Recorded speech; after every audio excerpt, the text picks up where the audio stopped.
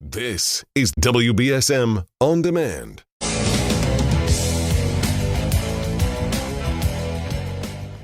Good morning. Good morning. So listen, folks, I've got to tell you something. Pat Carr called me in the last hour while I was on the air. I didn't answer the phone because I'm at work, right? I'm talking to you, taking your calls at 508-996-0500.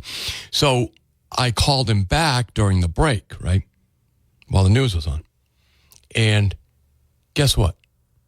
This is what he tells me. This is Pat Carr, your planning board here, my planning board here in Fairhaven. Recently demoted, thank God, on the zoning board of, I believe he was demoted. I think that's what he wanted to come in and complain about. But anyway, he's not going to be here. Now listen to this. Pat Carr, who has been burning my phone up, all right, desperate to come in here. And I, of course, was gracious to give him the time and talked about it in the last hour, right? And he called me to tell me not only that he's not going to be here, but, folks, he's known for at least 5 hours that he wasn't going to be here, okay? He calls me at 9 o'clock while I'm on the air. He knows goddamn well that I'm on the air. And I guess he wanted maybe leave a voicemail. I don't know what he wanted to do. We don't know what Pat wants to do, right? I would never vote for the guy. Not now. I mean, he got his, he didn't make it to the select board. A lot of you people, I voted for the guy, okay? And I was wrong, obviously. A lot of you people knew better than I did. And thank God you. If you have anything to say about Pat Carr, you can call me at 508-996-0500. And never in my life, to tell you the truth, right? I deal with a lot of idiots here, right? I see some people on their worst times, right? But this guy calls me up while I'm on the air. I don't take the call because I'm on the air. And he doesn't text me, okay? Because I can read a text while I'm on the air. I guess he didn't leave a message. So I call him back while I'm in the news. While the news is on, right? And he tells me, I had an emergency, which I understand. He goes, I got called to Boston.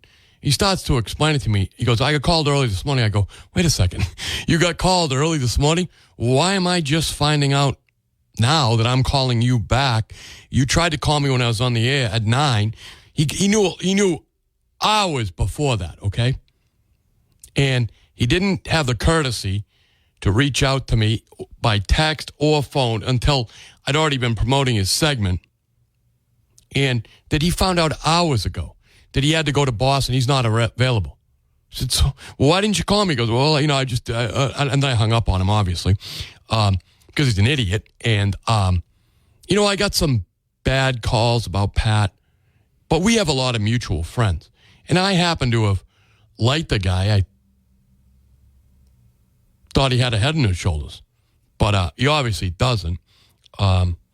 Just an outrageous way to treat the media and to treat someone who's been kind enough to extend an invitation to you at his.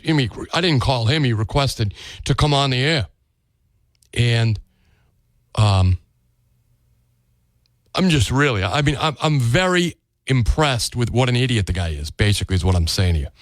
That he's self-centered, and he knew hours ago.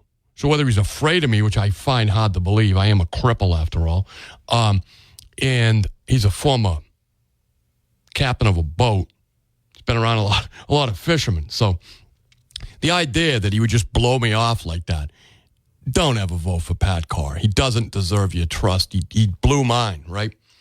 I gave him something, and he just threw it away. Didn't even have the decency to give me a head start. Now, fortunately, my mentor, Phil Paleologos, taught me never count on people and always have plenty of backup material, and I always do.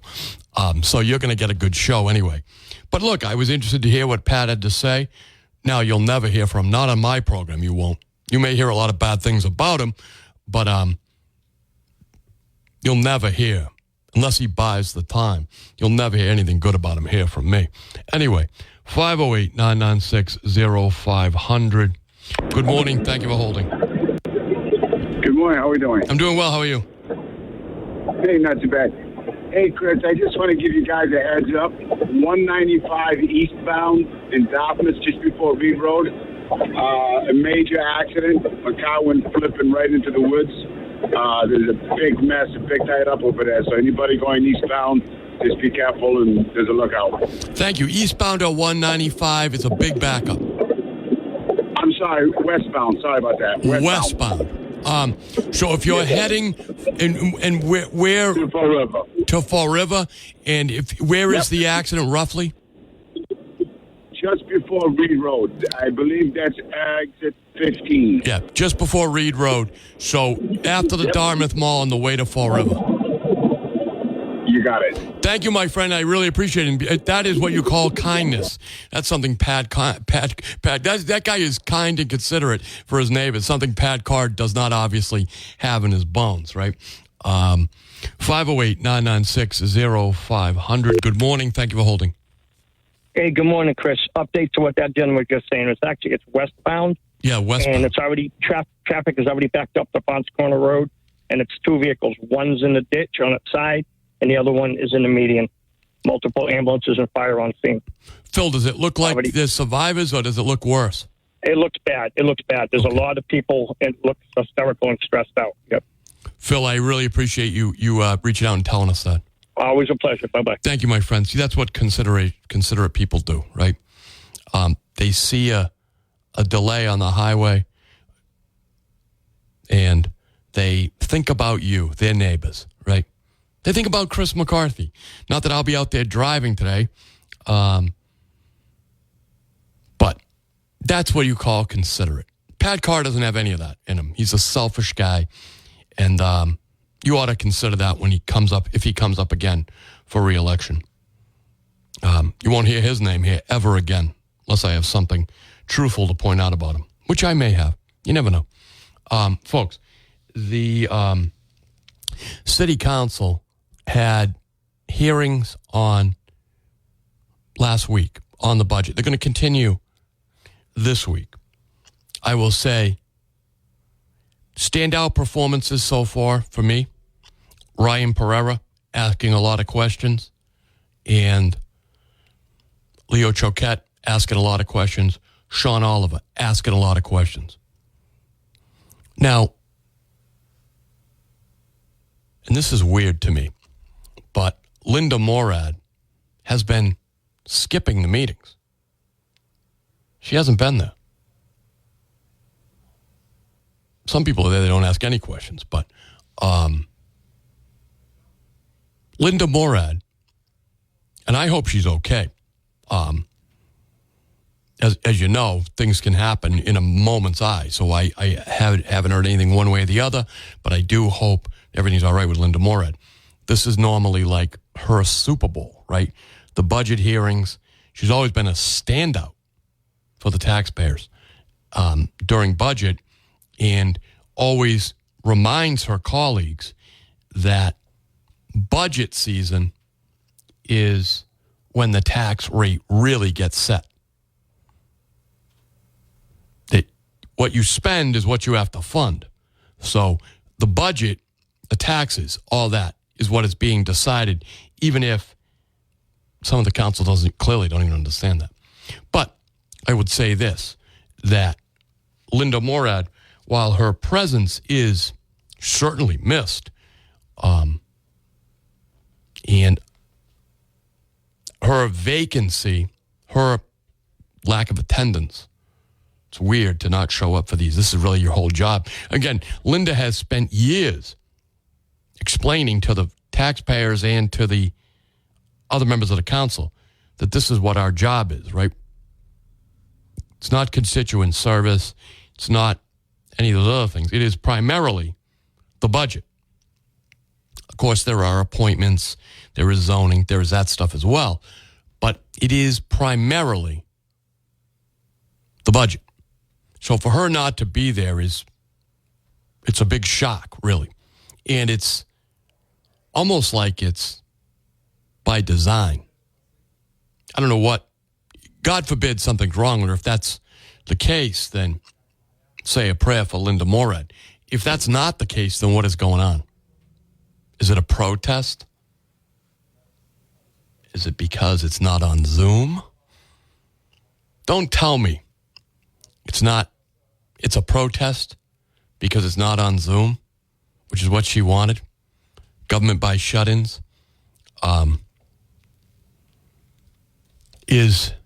It's really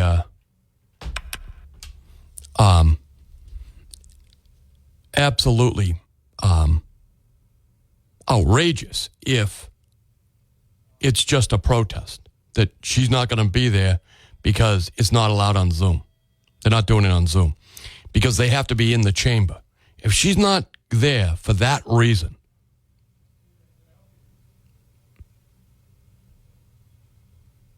I'd be absolutely outraged, as I would expect you would be too, because if it is by design a protest against full council meetings in the chamber as opposed to on Zoom, which is how she likes to do government, it's outrageous. Now, again, maybe she'll be there tonight. I don't know. I would hope she would be. And if she is, that'll be great. If she's not, well, then God forbid something's really wrong with her, you know. I hope that would not be the case.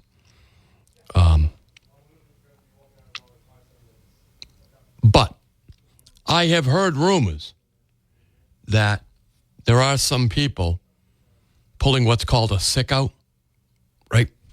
Can't make it, not feeling good, that type of stuff. Because they don't want to be in the council chamber. They want to be on Zoom. And here's the thing. You got to really respect Naomi Carney. She is under tremendous pressure by people in the city council to have a Zoom meeting. To have a Zoom meeting. And she has stood up to the family, right, to not hold the meetings in the chambers. Naomi Carney, the president of City Council, has said, no, the meetings are going to be in the chamber, right? And that's where she's holding the meetings. Linda Morad, what I'm told, and some of the other councilors, some of their allies, the family, have protested to try to put pressure. That's how they operate, some of these people. They want to put pressure on other council members to conform, right? Sean Oliver, he's in the chambers. Leo Choquette, he's in the chambers. Ian Abreu, he's in the chambers. Ryan Pereira, he's in the chambers. Brian Gomes has missed a couple meetings. And again, I hope he's all right. Shane Burgo's in the chambers. Although he did miss one of the budget hearings. I know Brian left early. Actually, so did Shane. So did Ian. So did Maria Gesta. So some of them are leaving early. Again, I don't know what. Of course, Derek left early, and Derek hasn't been there either some nights. But that's not really new for Derek. Don't read too much into that. That's just how he does his job or doesn't do it.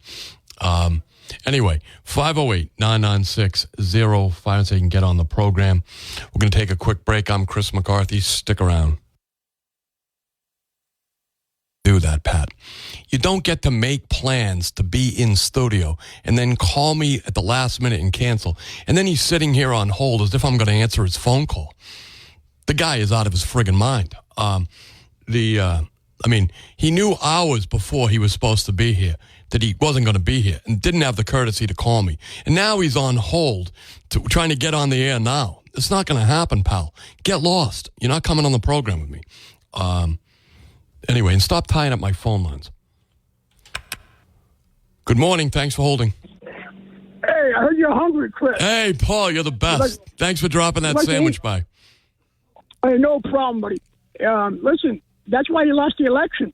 Exactly. Dude, that goes to show you why he didn't want to get people put him in office. He can't even make an appointment. How's he going to try to delegate and be counsel or whatever he wants to be if he can't make a radio stop where he told him he's going to be there? So that just shows his commitment to anything. Absolutely. I mean, Sorry, look. Carl. Sorry, pal, right? Sorry, Pat. Yeah. You know what I'm saying? See you later, buddy, you know? You give him the time to go on your radio show, which is precious. Yes. And then the guy doesn't show up to state his comments or whatever he wants to show to the public. That goes to show you what kind of person he is. He can't make the meeting. Can't make a Or meeting. give you a courtesy, or he texts you like maybe 7 o'clock this morning saying, couldn't make the show. He's going to shoot it like half hour before the show. We're going to get a flat tire. Right. Call South Coast Towing. Thank you, Paul. Again, folks, listen. I'm a very reasonable guy, and I wanted to have Pat here in the studio with me, and I gave him plenty of time. He just started. He called me at 9 o'clock when I'm on the air. Can't take that call. I'm assuming he knows. He knows that. Of course, he knows it. He knows when the hours of my program are because he's scheduled time on. He called me to request time to be on the air, and I get it. People have emergencies that come up, and he knew hours before the program. And again, I always have other material to work with here, right? But to not show up and then to tell me when you knew hours before the program, and to not even be smart enough to realize that you're confessing to the fact that you knew hours before the program. Because I asked him, well, if you knew hours ago, he goes, I got a call real early this morning. I had to be in Boston. Well, why didn't you call me? Rather than let me advertise to everybody that you're going to be here, and then have to come on the radio and say, oh, Pat's not able to make it, which is not obviously what I said. I explained that Pat blew me off, right? I wouldn't have been any happier, but, well, I would have been. Because, look, if you give me, again, I understand that emergencies happen.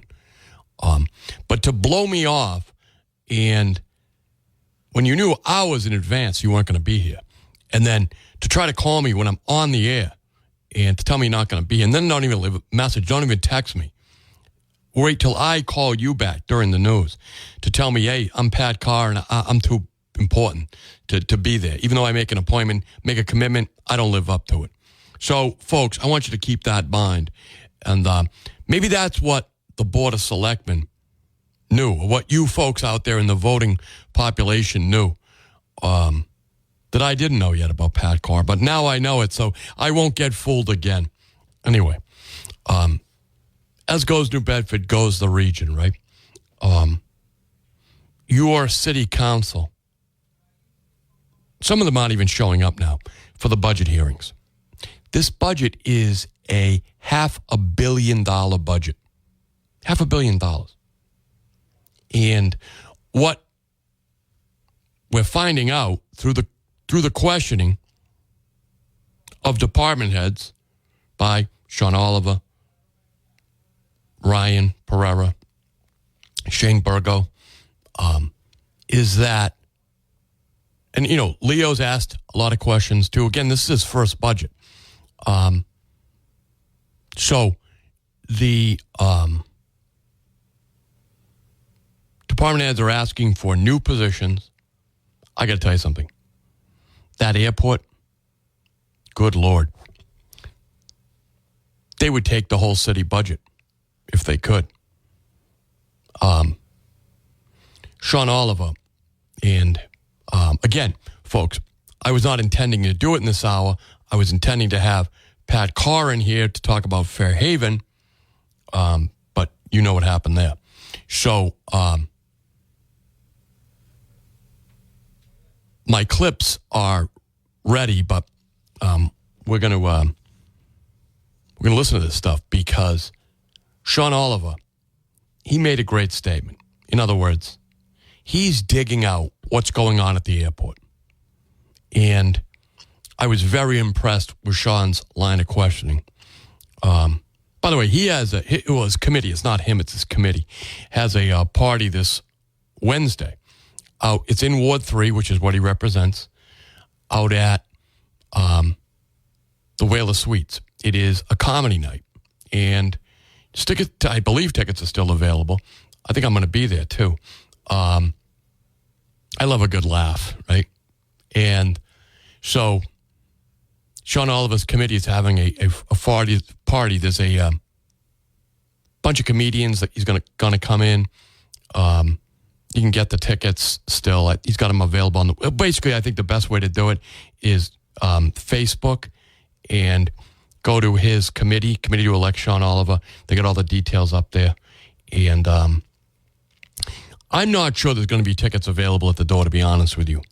But Sean, again,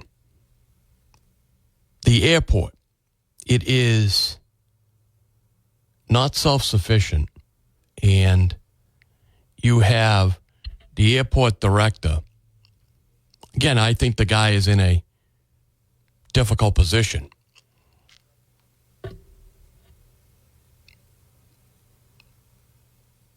I worked out at the airport for years. I've told you that, through college at Cape Air. And for an airline before that went defunct.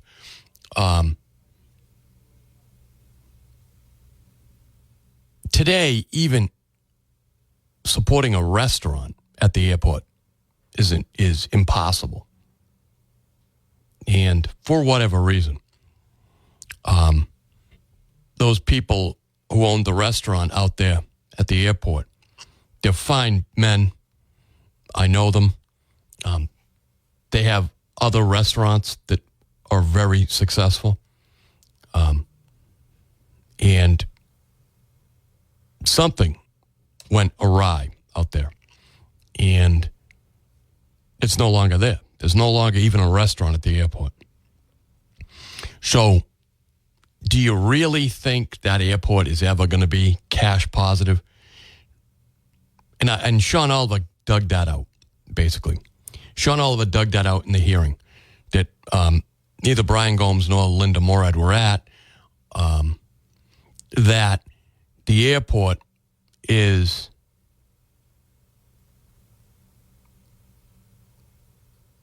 just taking in taxpayer money.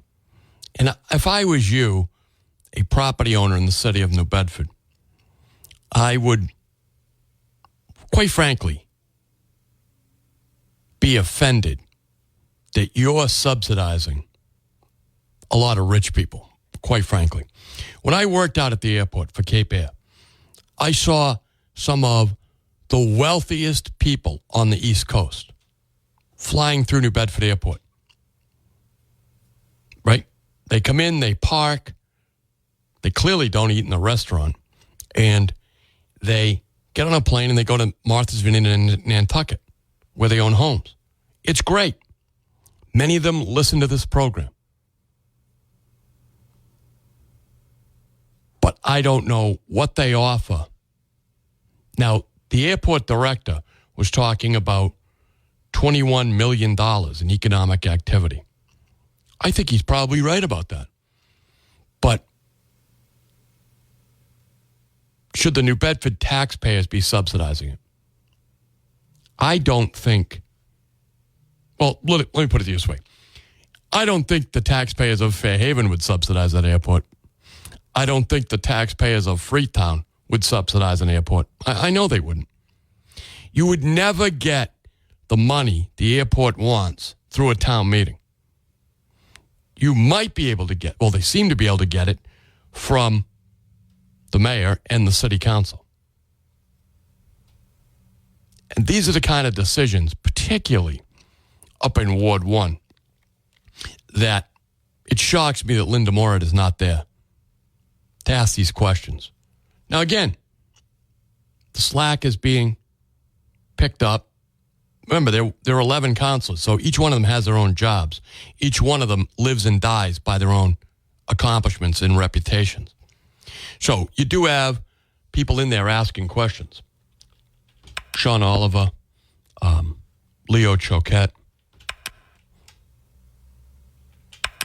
Shane Burgo, Ryan Pereira. Of course, I think Shane Burgo just wants to fly homeless people in to bunk them up out there in this tent city. But who knows? Again, I kid Shane, the leader of the Shane Denisas, because he can take it. Good morning. Thank you for calling. You're on the air. Good morning. The airport, I never knew, for whatever reason, because the Kings Highway is like empty almost, and they got that airport there. And I don't know why they have never offered to have a UPS or a FedEx in that Kings Highway Plaza, logistically, in an airport right next to it.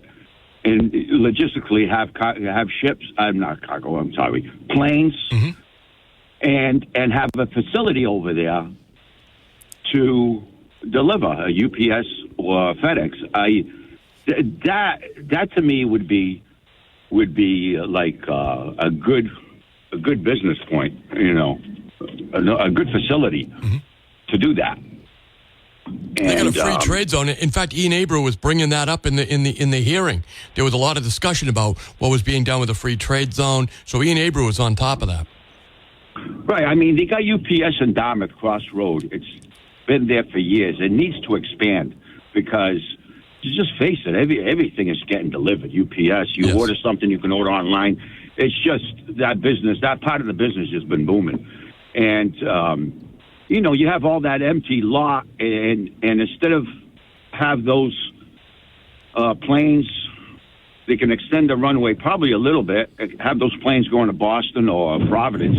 You can just go there and expand that business, and the revenue would be tremendous. And also, not only the revenue, it would be bring jobs.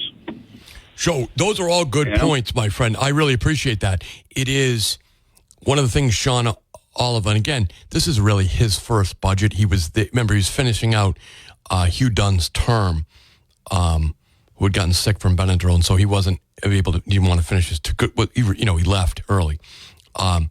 And so Sean was in there. He was brand new, okay?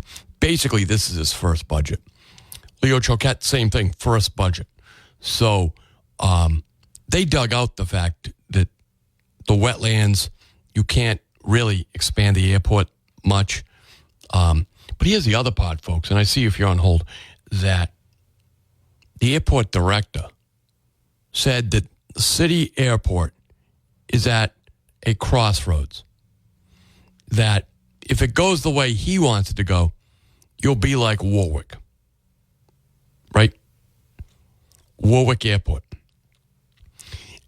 When he said it, I thought, my God, to the people of Ward 1 and Ward 3, people of the city, now listen,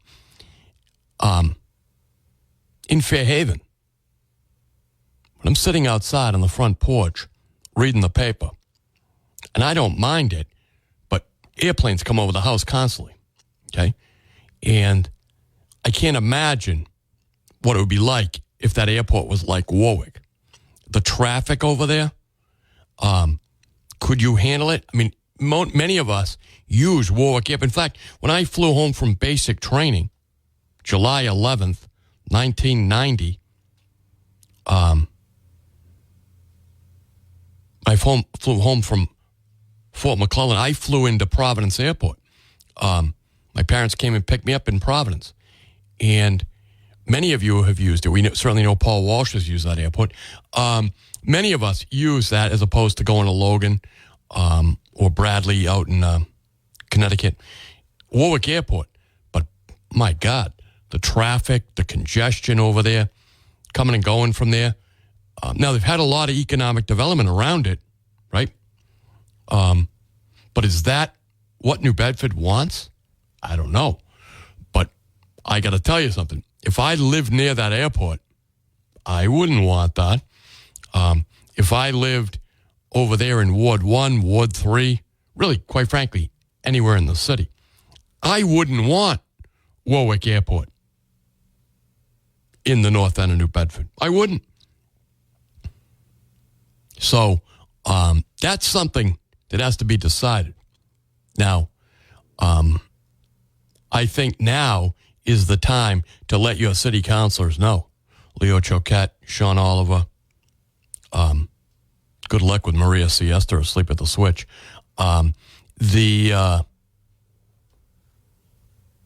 Your at-large councilors, your Ian Abreu, Shane Burgo, Linda Moore. I mean, she's not really paying attention anymore. She's not even here now. Brian Gomes, again, he hasn't really been there. But he walked out early the other night.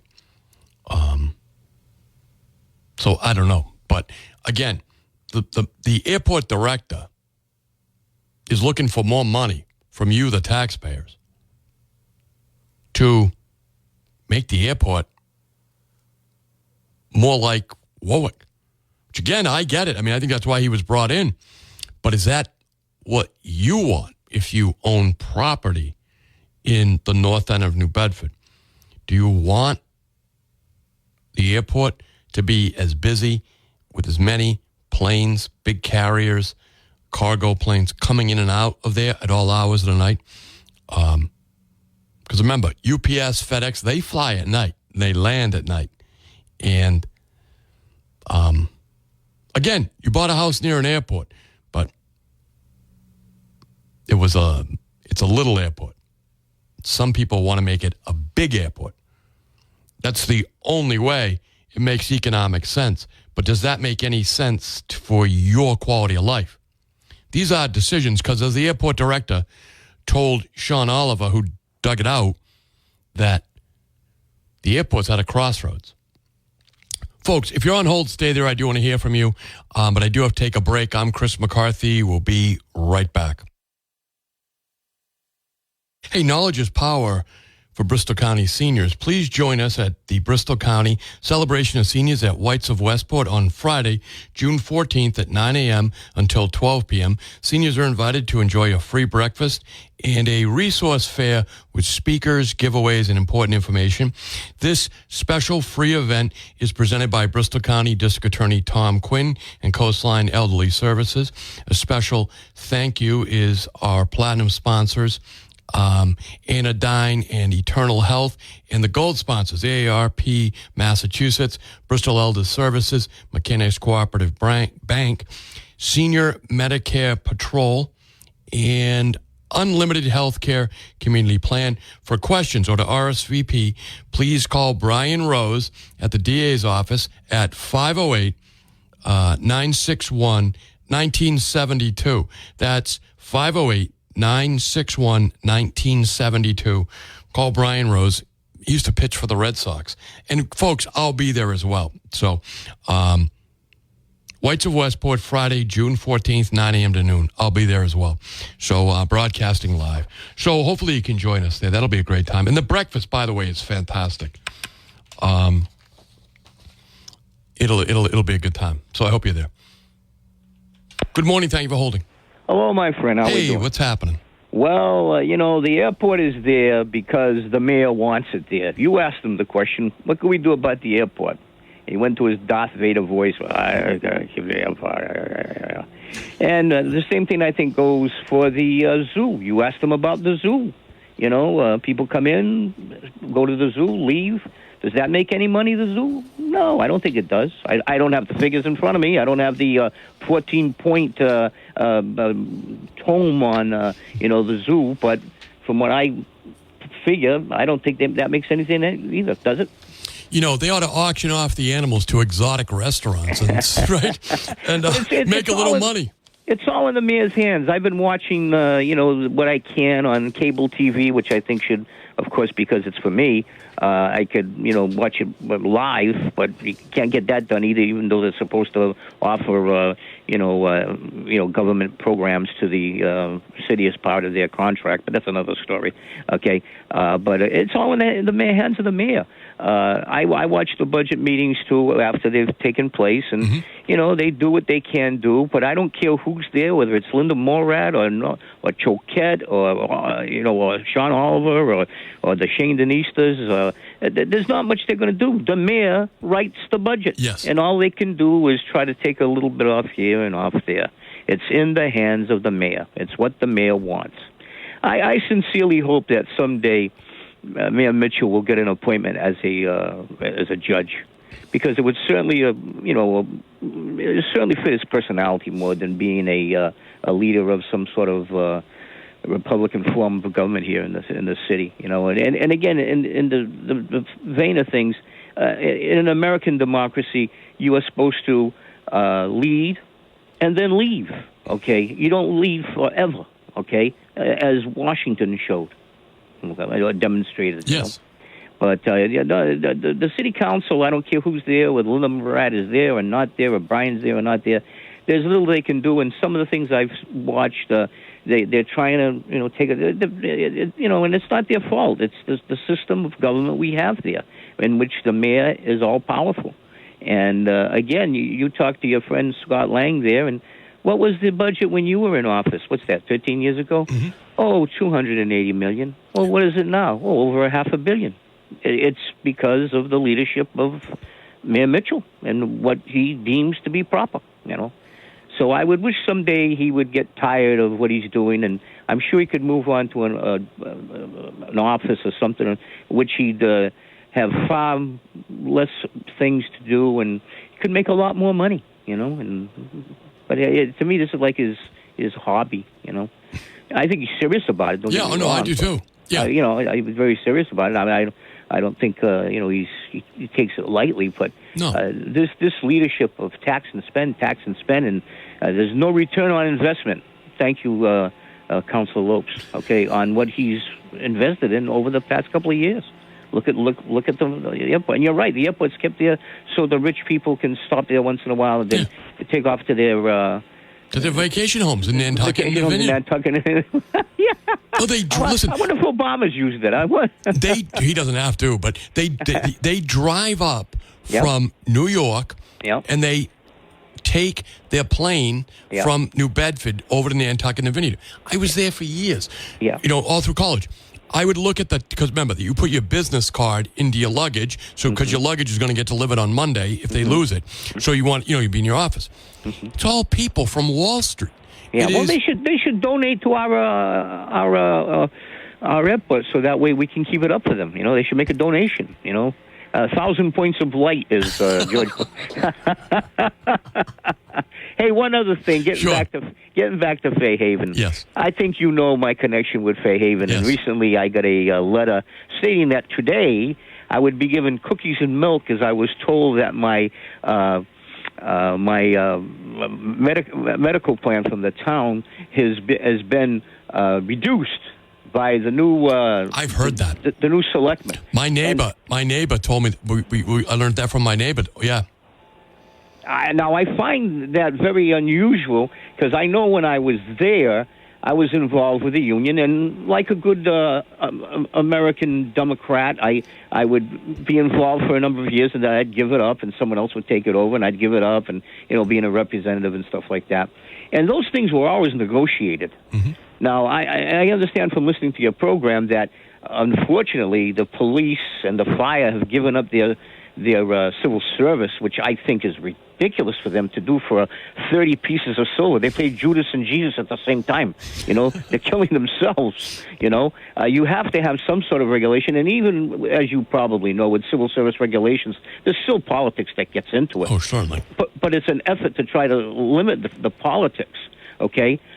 So for the selectmen to send me a letter stating that they took a vote and my medical insurance is going to be reduced, which I had no problem with. And I'm perfectly happy with the 60-40 that we get, okay? Unlike the, I don't know if it's 75-25 or 80-20 in New Bedford.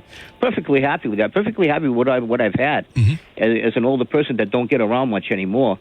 All of a sudden, I was supposed to go there for an informational meeting, and they were going to give me cookies and milk or something there while they explained to me what they had done.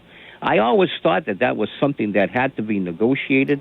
And again, I hope the teachers as well and the other people that involved, which I'm sure there's. I know for sure it's the teachers because my neighbor's a teacher. Okay, retired teacher. I know that I would imagine the cops and fire that are on retirement too lost the same thing. And how this was done just by fiat, You know, even Mayor Mitchell doesn't try to do that in New Bedford. What is Well, he Fairhaven? tries. What is Fairhaven, in another state or something like that? I don't understand. I don't know the details of what happened, but I do know what happened. Thank you for the call, my friend. I got to take a break. I do know what happened because my neighbor told me, but told Natalie actually. But all right, folks, stick around. We'll be right back.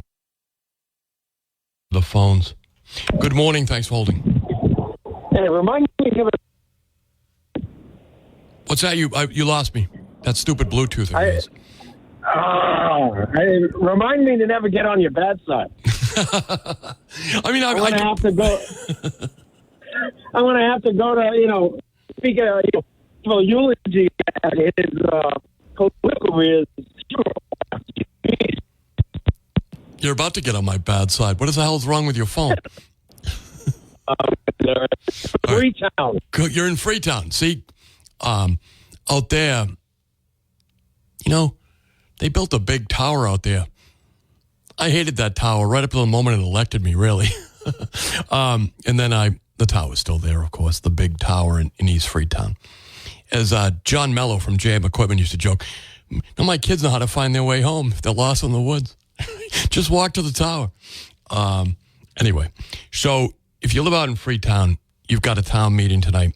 A lot of people in New Bedford and Fairhaven who don't have an open town meeting. Well, all you have to do is be a registered voter to go. Wish they had it. So they're a little, not jealous, but I can tell you, I wouldn't miss that town meeting for my life, really, if I was out there. And it's going to be a big town meeting. You got budgetary issues, really serious financial stuff that's important, and also zoning. And if you own property out there and if you're a registered voter, you should get to, it'll be at Apponequet High School tonight. So that's the town meeting. You ought to get there, 7 o'clock. In the next hour, we'll be taking your phone calls again at 508-996-04. I'll play some clips.